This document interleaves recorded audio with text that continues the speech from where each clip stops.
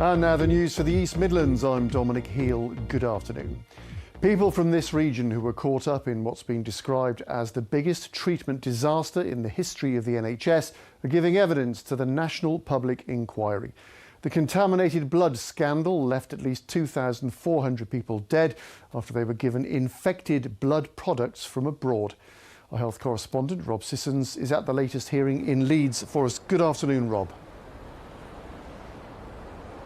Good afternoon. The National Inquiry is touring the country. It's not coming to the East Midlands, which is why we're seeing people from our region travelling up to Leeds to give evidence. Now, this all goes back to the blood scandal of the 70s and 1980s, when people were given transfusions, sometimes infected with blood, contaminated with HIV and hepatitis, two viruses that people contracted.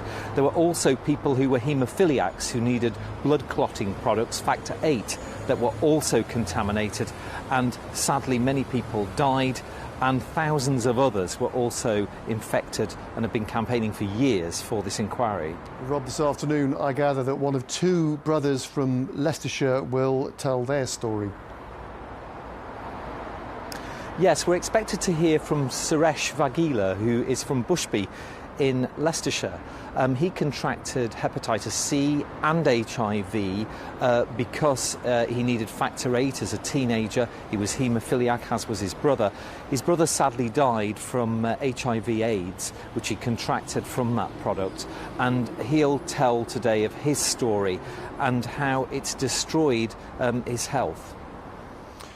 But the contamination scandal isn't just about haemophiliacs, is it?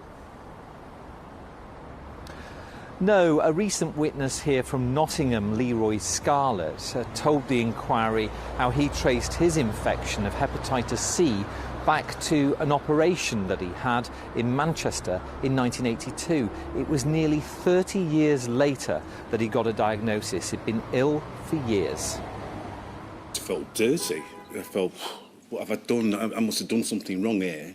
Like, you mention it, and people can't help it. They do a little... Before, they still talk to you, but you could see that little step away from you, as if, oh, they want to be contaminated by that person.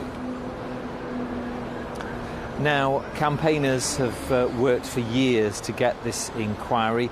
It's expected to last more than 2 years, and we'll move on, once it's heard from witnesses, to hearing from politicians and people working in the NHS and for other public organisations about what they knew and when and what they did. Rob Sissons in Leeds, thank you.